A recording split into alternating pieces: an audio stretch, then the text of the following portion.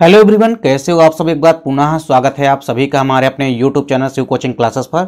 उम्मीद करते हैं दोस्तों आप सभी मस्त होंगे, बेहतर होंगे, आप सभी की पढ़ाई भी अच्छे से चल रही होगी। आज की इस वीडियो में यहाँ पे हम देखेंगे मोस्ट इंपोर्टेंट क्वेश्चन, 4 अंकों वाले मोस्ट इंपोर्टेंट क्वेश्चन देखेंगे। और यहाँ से आप डेफिनेट मान के चलिए कि यहाँ पे आज के इस वीडियो में हम 2 क्वेश्चन कराने वाले हैं और 2 में से कोई ना कोई क्वेश्चन डेफिनेट रूप से आपके एग्जाम में आएगा। और आप एग्जाम के बाद कमेंट बॉक्स में बताइएगा जरूर कि इन 2 क्वेश्चनों में से कोई क्वेश्चन आया था या नहीं, या इनसे संबंधित कोई भी क्वेश्चन आया था कि नहीं। तो चलिए सीधे वीडियो को स्टार्ट करते हैं। सबसे जो पहला क्वेश्चन है वो है डीएनए फिंगरप्रिंटिंग क्या है, इसकी उपयोगिता लिखिए। मतलब डीएनए अंगुली छापन या डीएनए फिंगरप्रिंटिंग क्या है, इसकी उपयोगिता और इसकी विधि भी हम देखेंगे। तो चलिए सीधे वीडियो को स्टार्ट करते हैं। सबसे पहले यदि बात करते हैं डीएनए फिंगरप्रिंटिंग की, तो देखिए डीएनए फिंगरप्रिंटिंग या डीएनए अंगुली छापन की यदि हम बात करें तो एक्चुअल में डीएनए फिंगरप्रिंटिंग है क्या। सबसे पहले तो हमको डेफिनेशन देखनी है।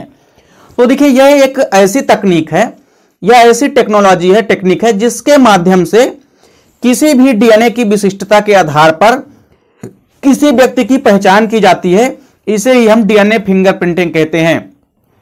मतलब डीएनए की विशिष्टता के आधार पर यदि किसी व्यक्ति की पहचान की जाती है तो इस तकनीक को ही हम क्या कहते हैं, डीएनए फिंगरप्रिंटिंग कहते हैं।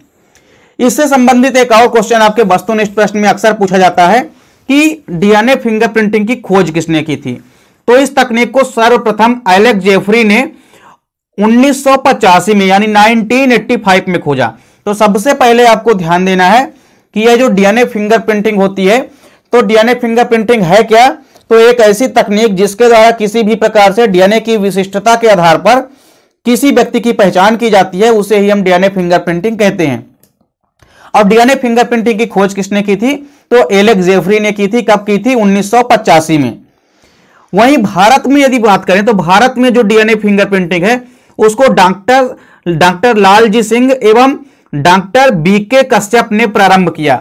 भारत में इसकी शुरुआत किसने की, भारत में इसकी शुरुआत डॉक्टर लालजी सिंह व डॉक्टर बीके कश्यप ने इसकी शुरुआत की इंडिया में। अब इसके बाद देखते हैं डीएनए फिंगरप्रिंटिंग की विधि या मेथड कैसी होती है। तो देखिए सबसे पहले तो इस विधि में करते क्या है कि इस तकनीक में सर्वप्रथम किसी भी वंचित व्यक्ति से डीएनए का सैंपल प्राप्त किया जाता है। अब बात आती है कि डीएनए का सैंपल हम किस में से प्राप्त कर सकते हैं। तो नॉर्मली तौर से डीएनए का जो सैंपल है वो किस में से लिया जाता है, ब्लड से तैयार किया जाता है। पर ऐसा नहीं है कि ब्लड के अलावा किसी और से डीएनए का फिंगरप्रिंट तैयार नहीं किया जा सकता है। तो डीएनए के अलावा हम वीर्य ले सकते हैं, सीमेन, इसके अलावा बोन मैरो या अस्थि मज्जा आदि से भी डीएनए का सैंपल हम प्राप्त कर सकते हैं। और इस कार्य हेतु डीएनए की अल्प मात्रा की आवश्यकता होती है। मतलब डीएनए फिंगरप्रिंटिंग में अब आपको यह भी नहीं है कि ब्लड की अतिरिक्त मात्रा लेनी है, थोड़ी सी मात्रा लेनी है बस। तो अल्प मात्रा में लेना है और उसी से डीएनए का फिंगरप्रिंट तैयार करना है। तो सबसे पहले तो इस मेथड में आपको यही ध्यान में रखना है कि इस विधि में सर्वप्रथम क्या किया जाता है, किसी भी वंचित व्यक्ति के डीएनए से सैंपल प्राप्त किया जाता है। और जो डीएनए का सैंपल है वो नॉर्मली ब्लड से तैयार किया जाता है। और इसके अलावा वीर्य, अस्थि मज्जा आदि से भी डीएनए का सैंपल प्राप्त किया जा सकता है। और इस कार्य के लिए डीएनए की अल्प मात्रा की आवश्यकता होती है। मतलब डीएनए की ज्यादा मात्रा में आवश्यकता भी नहीं होती है। अब देखिए अब इसके बाद क्या किया जाएगा। अब जो यहां पे आप पाएंगे कि जो प्राप्त डीएनए सैंपल होता है, प्राप्त डीएनए सैंपल को अब क्या किया जाता है, एक रिस्ट्रिक्शन एंडोन्यूक्लियेज नामक जो एंजाइम है, रिस्ट्रिक्शन एंडोन्यूक्लियेज एंजाइम से क्रिया करा करके जेल इलेक्ट्रोफोरेसिस से डीएनए फिंगरप्रिंट तैयार किया जाता है। तो इसको किया क्या जाता है कि सबसे पहले क्या करेंगे कि किसी भी वंचित व्यक्ति से डीएनए का सैंपल प्राप्त करेंगे और उस प्राप्त डीएनए सैंपल को क्या किया जाता है, रिस्ट्रिक्शन एंडोन्यूक्लियेज एंजाइम से क्रिया कराया जाता है और फिर उसके बाद इलेक्ट्रोफोरेसिस जेल के द्वारा जो है इसका डीएनए फिंगरप्रिंट तैयार किया जाता है। अब देखिए जो जेल से प्राप्त जो डीएनए है उसको नाइट्रोसेल्यूलोज फिल्टर मेम्ब्रेन में स्थानांतरित कर दिया जाता है। किसमें, जो जेल से प्राप्त जब डीएनए हमको प्राप्त होगा, जेल इलेक्ट्रोफोरेसिस कराने के बाद जो डीएनए प्राप्त होगा उसको नाइट्रोसेल्यूलोज फिल्टर मेम्ब्रेन की झिल्ली में स्थानांतरित कर दिया जाता है। और इस फिल्टर को 8 डिग्री सेल्सियस पर ओवन में रखा जाता है, जिससे कि फिल्टर पर डीएनए का प्रोब यानी कि डीएनए के कई सारे प्रोब या चलचित्र बन जाएंगे। तो आपने किया क्या, सबसे पहले तो आपने किसी वंचित व्यक्ति से डीएनए का सैंपल प्राप्त किया। उस सैंपल को आपने क्या किया कि रिस्ट्रिक्शन एंडोन्यूक्लियेज नामक एंजाइम से क्रिया कराई, और उससे क्रिया कराने के पश्चात आपने इलेक्ट्रोफोरेसिस जेल में उसको प्रवाहित किया, और इसके पश्चात जो प्राप्त डीएनए है उसको नाइट्रोसेल्यूलोज फिल्टर मेम्ब्रेन पर 8 डिग्री सेल्सियस पर ओवन में रखा जाता है, जिससे कि फिल्टर पर डीएनए का प्रोब बन जाता है। जो फिल्टर है उस पर क्या बन जाता है, डीएनए के प्रोब या चित्र बन जाते हैं। अब इसके बाद देखिए क्या होता है, इन डीएनए प्रोबों को धोने के पश्चात ऑटो रेडियोग्राफी द्वारा इसका विश्लेषण किया जाता है, और इससे जेल पर अनेक बैंड्स दिखाई देते हैं।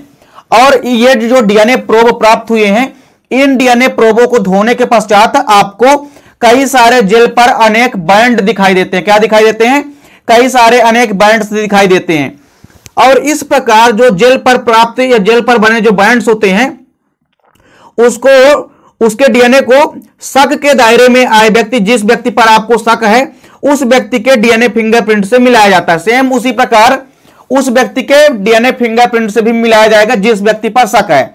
मान लीजिए कोई व्यक्ति खत्म हो गया है, अब उस व्यक्ति को देखना है कि अगला व्यक्ति के ऊपर, यदि जिस व्यक्ति के ऊपर हमको शक है तो वो जो व्यक्ति खत्म हुआ है उसके डीएनए का फिंगरप्रिंट, और जो अगला व्यक्ति है जिस पर आपको शक है कि यही व्यक्ति ने इसका मर्डर किया है, तो उस व्यक्ति पर आप क्या करेंगे, यदि उस व्यक्ति पर शक है तो उसके भी डीएनए का प्रोब इसी प्रकार तैयार करेंगे और दोनों के फिंगरप्रिंट को मिलाएंगे, और आपस में यदि बैंड्स दोनों के एक समान मिल जाते हैं तो हमको यह पता चल जाएगा कि फलाने व्यक्ति या यही व्यक्ति जो है क्या है, यही व्यक्ति जो है इनका मर्डर किया या कुछ भी किया है। तो मान लीजिए कोई भी व्यक्ति जो है जो शक के दायरे में व्यक्ति था उसकी पहचान हो जाती है। तो इस प्रकार से सबसे पहले तो आपको याद रखना है कि डीएनए फिंगरप्रिंटिंग की विधि में क्या किया जाता है कि सबसे पहले किसी वंचित व्यक्ति के डीएनए का फिंगरप्रिंट तैयार किया जाता है। उसके लिए डीएनए का सैंपल लेना पड़ता है, और डीएनए का सैंपल हम रक्त, वीर्य, अस्थि मज्जा आदि से प्राप्त कर सकते हैं। और प्राप्त डीएनए सैंपल को हम क्या करते हैं, रिस्ट्रिक्शन एंडोन्यूक्लियेज एंजाइम से क्रिया कराते हैं, और फिर जेल इलेक्ट्रोफोरेसिस से डीएनए का फिंगरप्रिंट तैयार करते हैं। और जेल से प्राप्त जो डीएनए होते हैं, जेल से प्राप्त डीएनए को नाइट्रोसेल्यूलोज फिल्टर मेम्ब्रेन में स्थानांतरित कर दिया जाता है, और वहां पे इसको 8 डिग्री सेल्सियस पर ओवन में रखा जाता है, जिससे कि फिल्टर पर डीएनए के प्रोब बन जाते हैं। और इन प्रोबों को जब धोते हैं तो इन पर कई सारे बैंड्स नजर आते हैं, और इस प्रकार ये जो डीएनए के बैंड्स हैं, मतलब फिंगरप्रिंटिंग में जो बैंड्स नजर आ रहे हैं, तो इन बैंड्स को मतलब अपराधी या आप कह सकते हैं कि शक के दायरे में आए व्यक्ति के डीएनए फिंगरप्रिंट से मिलाया जाता है, और दोनों के बैंड्स यदि एक समान मिलते हैं तो इससे यह निष्कर्ष निकलता है कि वही व्यक्ति जो है अपराधी है। और यदि आपस में बैंड्स एक समान दिखाई नहीं देते हैं, मतलब वह व्यक्ति अपराधी नहीं है। अब इसके बाद देखिए डीएनए फिंगरप्रिंटिंग की उपयोगिता है। तो पहली उपयोगिता क्या है डीएनए फिंगरप्रिंटिंग की, यह फोरेंसिक प्रयोगशाला कानूनी समस्याओं के समाधान में तथा अपराधियों की पहचान में अत्यंत उपयोगी है। मतलब पहला जो उपयोग है क्या है, फोरेंसिक प्रयोगशाला में, इसके अलावा कानूनी समस्याओं में, उनके समाधान में तथा अपराधियों की पहचान करने में यह प्रमुख रूप से उपयोगी है डीएनए फिंगरप्रिंटिंग। इसके बाद दूसरी उपयोगिता देखिए क्या है, पृथ्वी पर किसी भी जीव की जाति की उत्पत्ति जो है तथा अन्य जातियों के साथ उसके संबंध की जानकारी जो है वो डीएनए फिंगरप्रिंटिंग की सहायता से ज्ञात की जा सकती है। पृथ्वी पर यदि किसी भी जीव की जाति की उत्पत्ति तथा अन्य जातियों के साथ उसके जो संबंध है, आपस में एक दूसरे जाति के बीच जो संबंध है उसको भी व्यक्ति या उसको भी ज्ञात किया जा सकता है। तीसरा और आखिरी उपयोगिता क्या है, कभी कभी परिवार में पितृत्व की समस्या भी आ जाती है। महिला कहती है कि अमुक व्यक्ति उसके बच्चे का पिता है। ऐसी स्थिति को डीएनए फिंगरप्रिंटिंग की सहायता से उसके पिता की पहचान की जाती है। मान लीजिए कोई महिला यदि यह कहती है किसी व्यक्ति को कि यह व्यक्ति जो है मेरे बच्चे का पिता है, तो उसकी पहचान भी डीएनए फिंगरप्रिंटिंग के माध्यम से की जा सकती है। मतलब बच्चे की और उस पिता की यदि डीएनए का फिंगरप्रिंट सेम उसी प्रकार तैयार किया जाएगा और फिर इससे पहचान की जाएगी। अब इसके बाद देखिए जो दूसरा आज का प्रमुख क्वेश्चन है, इंपॉर्टेंट क्वेश्चन है, वो है डीएनए की संरचना। तो डीएनए की संरचना हम समझते हैं। देखिए डीएनए की संरचना को यदि हम देखें तो डीएनए की संरचना को सर्वप्रथम अध्ययन, इसका सबसे पहले अध्ययन जो है वाटसन एवं क्रिक ने 1953 में किया, और इस कार्य के लिए उन्हें सन 1962 में नोबेल प्राइज से भी सम्मानित किया गया। तो सबसे पहले तो आपको ध्यान देना है कि जो डीएनए की संरचना है इसकी सबसे पहले जो डीएनए की संरचना है इसका अध्ययन वाटसन एवं क्रिक ने किया था 1953 में, यानी 1953 में, और इस कार्य के लिए उन्हें सन 1962 में नोबेल प्राइज से भी सम्मानित किया गया। तो इसके बाद हम देखते हैं डीएनए मॉडल की प्रमुख बिंदु, मतलब डीएनए के कौन कौन से प्रमुख बिंदु हैं, और डीएनए के साथ साथ जो भी इंपॉर्टेंट बिंदु हैं उनको हम विथ डायग्राम भी आपको यहां पे दिखाते चलेंगे, और साथ ही साथ आपको पूरा का पूरा यहां पे एक्सप्लेन करने वाले हैं। तो चलिए सबसे पहले यदि हम बात करें डीएनए मॉडल के प्रमुख बिंदुओं की, तो पहला क्या कहता है कि डीएनए के प्रत्येक अणु में 2 स्ट्रैंड्स होते हैं जो एक दूसरे के चारों ओर लिपट करके एक द्विकुंडलित संरचना का निर्माण करते हैं। अब आप यहां पे डायग्राम के माध्यम से देखिए, हमारे पास एक डीएनए की संरचना है। इस डीएनए की संरचना में आप क्या देख पा रहे हैं कि डीएनए के 2 स्ट्रैंड्स होते हैं। एक स्ट्रैंड्स आप ये देख रहे हैं 5 डॉट से स्टार्ट हो रहा है, और ये कहां जाके समाप्त होता है, तो ये 3 डॉट में जाकर के समाप्त होता है। वहीं जो 3 डॉट वाला सिरा है, ये 3 डॉट वाला सिरा है, आप पाएंगे कि ये 5 डॉट में जाकर के समाप्त हो रहा है। तो इस प्रकार से आप देखेंगे कि जो 3 डॉट वाला सिरा है वो 5 डॉट में समाप्त होता है, और 5 डॉट वाला जो सिरा है वो 3 डॉट में एंड होता है।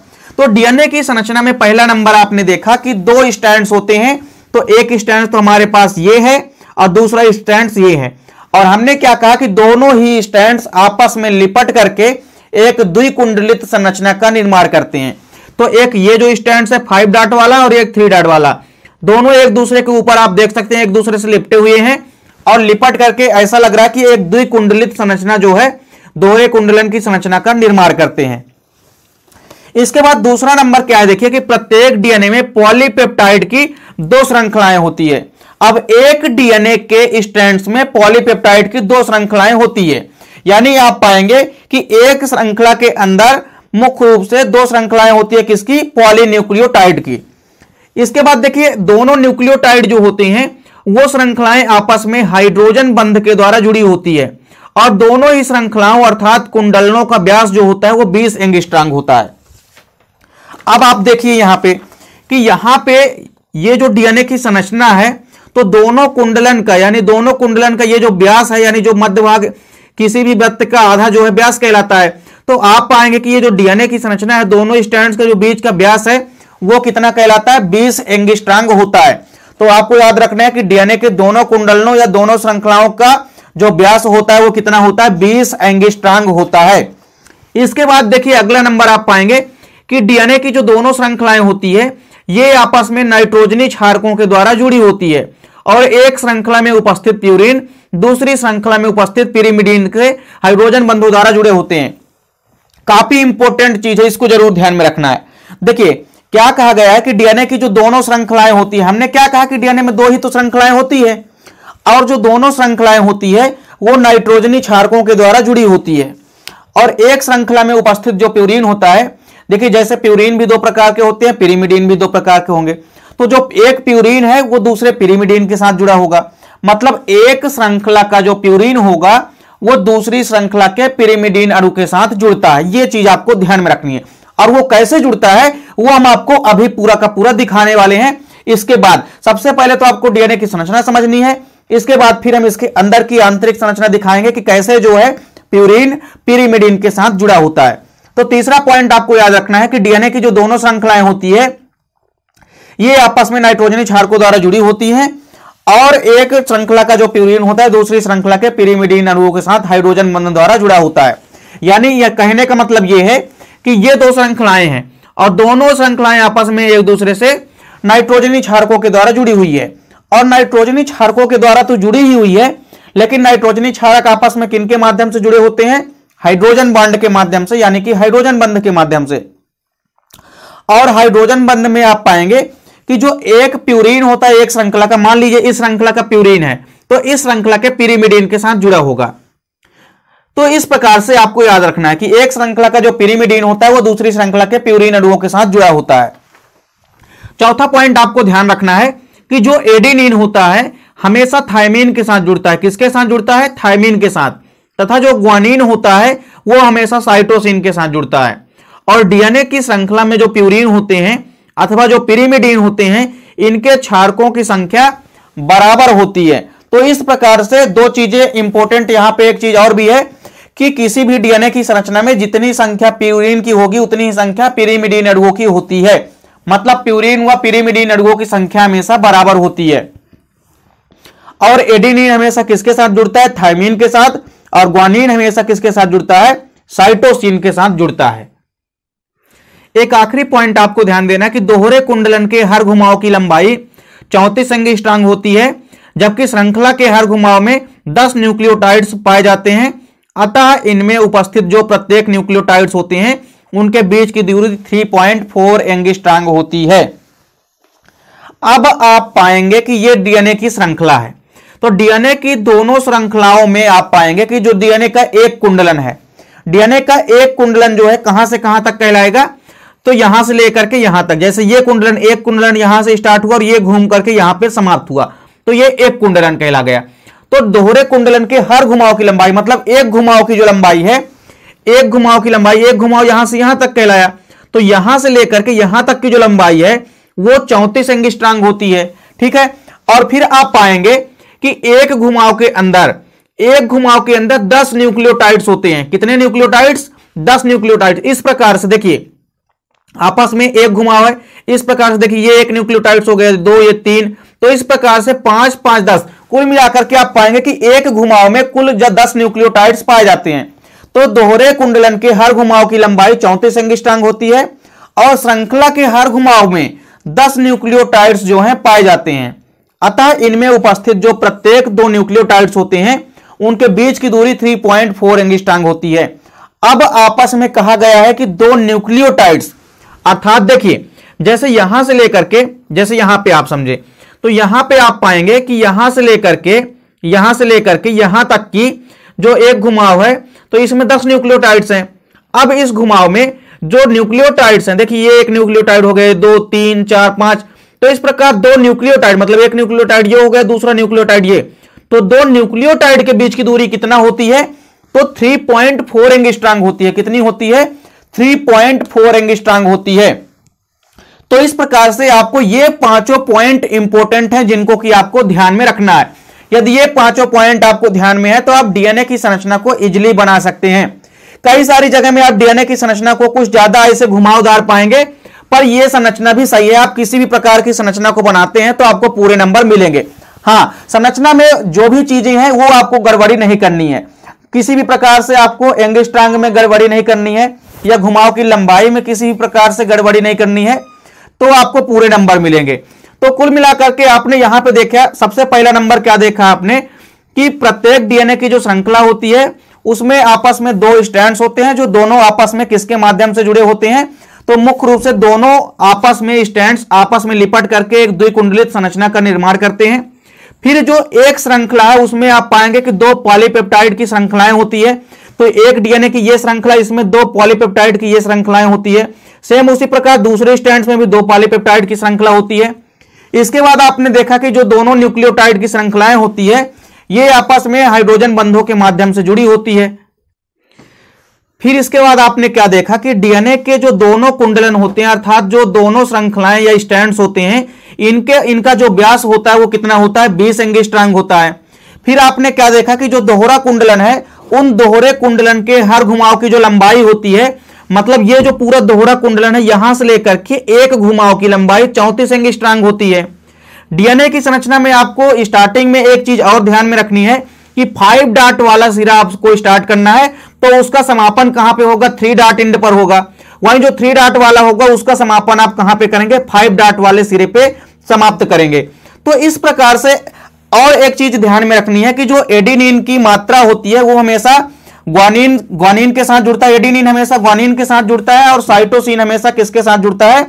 तो इस प्रकार से आपने देखा कि जो एडेनिन की संख्या होती है वो ग्वानिन के बराबर, यानी आप ऐसा भी कह सकते हैं कि जो डीएनए में उपस्थित प्यूरिन की संख्या होती है वो पिरिमिडीन अणुओं के बराबर होती है। तो एडेनिन हमेशा थायमिन के साथ जुड़ता है और ग्वानिन हमेशा साइटोसिन के साथ जुड़ता है। तो एडेनिन और थायमिन के बीच में आप हमेशा पाएंगे कि डबल बॉन्ड होता है। वहीं आप पाएंगे साइटोसिन के और ग्वानिन के बीच में ट्रिपल बॉन्ड होता है। इसके बाद आपने देखा कि डीएनए का जो हर घुमाव है उसके अंदर 10 न्यूक्लियोटाइड्स होते हैं और आपस में 2 न्यूक्लियोटाइड्स के बीच की जो दूरी होती है वो 3.4 एंगस्ट्रॉम होती है। इसके बाद देखिए यहां पे आप देखेंगे कि जो डीएनए के अंदर मुख्य रूप से स्ट्रैंड्स में जो नाइट्रोजनी क्षारक आपस में जुड़े होते हैं वो किस प्रकार से जुड़े होते हैं, अर्थात आपस में कई सारे न्यूक्लियोटाइड एक स्ट्रैंड्स में होते हैं। तो जैसे एक स्ट्रैंड्स है उसमें आपस में कई सारे न्यूक्लियोटाइड मिलकर के डीएनए का एक स्ट्रैंड बना, उसी प्रकार दूसरा स्ट्रैंड्स भी कई सारे न्यूक्लियोटाइड से मिलकर बना होता है। तो जो दोनों पॉलीन्यूक्लियोटाइड की श्रृंखला होती है उनके मध्य कुंडलन या कैसे आप पाएंगे कि एडेनिन व थाइमिन या साइटोसिन और ग्वानिन आपस में जुड़े होते हैं। तो कुछ इस प्रकार से यहां पे आप देखेंगे, जैसे सबसे पहले आपने न्यूक्लियोटाइड की संरचना पढ़ी है। न्यूक्लियोटाइड की संरचना में आपने देखा है कि तीन चीजें होती है मुख्य रूप से, अर्थात न्यूक्लियोटाइड तीन चीजों से मिलकर के बना होता है। उसमें सबसे पहले तो आपने देखा है कि पेंटोज शुगर होता है, यानी जो शर्करा होती है वो कैसी होती है, पेंटोज शर्करा होती है। उसके पश्चात पेंटोज शर्करा में यदि हम फास्फोरिक अम्ल जोड़ देते हैं तो फास्फोरिक अम्ल जुड़ गया, और फास्फोरिक अम्ल के साथ यदि कोई नाइट्रोजनी क्षारक जुड़ गया तो तीनों के तीनों मिलाकर के क्या कहला जाएंगे, न्यूक्लियोटाइड कहला जाते हैं।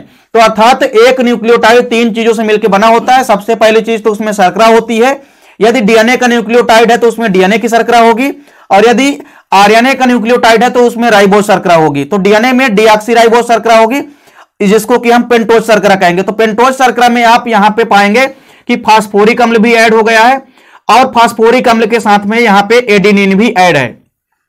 तो एक साइड आपका ये जो स्टैंड चल रहा है ये 3 डॉट वाला सिरा चल रहा है, और दूसरी साइड कौन सा है, 5 डॉट वाला सिरा है। दोनों में आपको बस इतना फर्क याद रखना है कि सबसे पहले जो आपको एक न्यूक्लियोटाइड बनाना है, जैसे आपने एक न्यूक्लियोटाइड बनाया तो इस वाले न्यूक्लियोटाइड में आपने नाइट्रोजनी क्षारक कौन सा लिया है, एडेनिन लिया है। तो आपको पता है कि एडेनिन हमेशा किसके साथ जुड़ता है, थाइमिन के साथ जुड़ता है। तो एडेनिन हो गया प्यूरिन और थाइमिन होता है पिरिमिडिन। हमने आपको क्या कहा कि एडेनिन हमेशा जो है थाइमिन के साथ जुड़ता है, लेकिन एक चीज आपने और देखी है कि जो प्यूरिन होता है एक श्रृंखला के स्टैंड का, वो दूसरी श्रृंखला के स्टैंड के पिरिमिडीन अणुओं के साथ जुड़ता है। कभी भी प्यूरिन और प्यूरिन आपस में अणु नहीं जुड़ते हैं, प्यूरिन का अणु एक जो है पिरिमिडीन अणुओं के साथ जुड़ता है।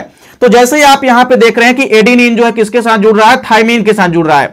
तो एक साइड का जब आप न्यूक्लियोटाइड बनाएंगे तो सीधा बनाएंगे, वहीं दूसरे साइड का जब आप न्यूक्लियोटाइड बनाएंगे तो इसको आपको यहां पे जो पेंटोज शुगर है इसको आपको उल्टा करना पड़ेगा, क्योंकि दोनों के स्टैंड की संरचना में बस इतना ही फर्क होता है, क्योंकि दोनों कुंडलन फिर आपस में जुड़ जाते हैं और एक द्विकुंडलित संरचना का निर्माण कर देते हैं।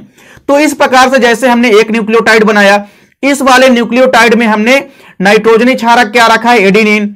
सेम इसके बाद आप पाएंगे कि जो डीएनए की एक श्रृंखला बनी होती है वो कई सारे न्यूक्लियोटाइड से मिलकर बनी होती है। तो जैसे यहां पे आपने देखा कि एडेनिन जुड़ा है इसमें नाइट्रोजनी क्षारक, जो दूसरा न्यूक्लियोटाइड यहां पे नीचे बना हुआ है इसमें हमने क्या लिया है, ग्वानिन लिया है। तो एडेनिन और ग्वानिन क्या होते हैं, ये मुख्य रूप से प्यूरिन होते हैं, और साइटोसिन और थाइमिन क्या होते हैं, ये मुख्य रूप से पिरिमिडीन होते हैं। अब जब दूसरा नंबर हमारा क्या है न्यूक्लियोटाइड में, इसमें हमने नाइट्रोजनी क्षारक लिया है ग्वानिन, तो ग्वानिन किसके साथ जुड़ता है, साइटोसिन के साथ। तो अपोजिट वाला जो न्यूक्लियोटाइड आपको बनाना है उसमें आपको साइटोसिन लेना पड़ेगा नाइट्रोजनी क्षारक में। तो साइटोसिन किसके साथ जुड़ गया, ग्वानिन के साथ। एक चीज और आपको यहां पे नजर आ रहा है, ट्रिपल बॉन्ड। तो हमने आपको पहले ही बताया कि ग्वानिन हमेशा साइटोसिन के साथ ट्रिपल हाइड्रोजन बॉन्ड के माध्यम से जुड़ा होता है। वहीं पे आप पाएंगे कि एडेनिन जो है थाइमिन के साथ डबल बॉन्ड के द्वारा जुड़ा होता है। फिर तीसरा जब आप तैयार करेंगे न्यूक्लियोटाइड, उसमें यहां पे हमने क्या लिया है, साइटोसिन ले लिया है। तो साइटोसिन के सामने अब हमको क्या लेना पड़ेगा, ग्वानिन वाला न्यूक्लियोटाइड लेना पड़ेगा। तो इस प्रकार से बस आपको यह ध्यान में रखना है कि जहां पे आप एडेनिन लेंगे न्यूक्लियोटाइड में, वहां पे अपोजिट साइड वाले में थाइमिन लेना पड़ेगा, और यदि आप इधर थाइमिन ले लिए तो दूसरी साइड आपको एडेनिन लेना पड़ेगा। तो इस प्रकार से कई सारे न्यूक्लियोटाइड मिलकर के एक श्रृंखला डीएनए की बन जाती है। सेम दूसरी साइड भी डीएनए की श्रृंखला बन जाती है। और जैसे कि हमने आपको पहले बताया कि आपस में न्यूक्लियोटाइडों के माध्यम से जुड़े होते हैं, तो न्यूक्लियोटाइड की जो बनी आपस में श्रृंखलाएं होती है वो नाइट्रोजनी क्षारकों से किस प्रकार से जुड़ी होती है, तो एडेनिन हमेशा थाइमिन के साथ जुड़ता है, और थाइमिन हमेशा साइटोसिन के साथ जुड़ता है, और प्यूरिन हमेशा दूसरी श्रृंखला के पिरिमिडीन अणुओं के साथ जुड़ता है। जैसा कि आप देख भी सकते हैं कि एडेनिन जो है प्यूरिन है और थाइमिन क्या है, पिरिमिडीन है। तो आपस में एक डीएनए श्रृंखला का जो प्यूरिन होता है वो दूसरी डीएनए के श्रृंखला के पिरिमिडीन अणुओं के साथ जुड़ा होता है। तो इस प्रकार की डीएनए की संरचना क्या होती है, डीएनए की संरचना के प्रमुख बिंदु और डीएनए की संरचना में कैसे आपस में न्यूक्लियोटाइड एक दूसरे से जुड़े होते हैं, उम्मीद करता हूं दोस्तों वीडियो पसंद आई होगी। दोस्तों वीडियो अच्छी लगे तो लाइक और कमेंट जरूर कीजिए, साथ ही साथ दोस्तों के बीच ज्यादा से ज्यादा वीडियो को शेयर कीजिए। चैनल पर यदि नए हैं तो चैनल को सब्सक्राइब अवश्य कर लें। मिलते हैं दोस्तों नेक्स्ट वीडियो में, तब तक के लिए जय हिंद, वंदे मातरम।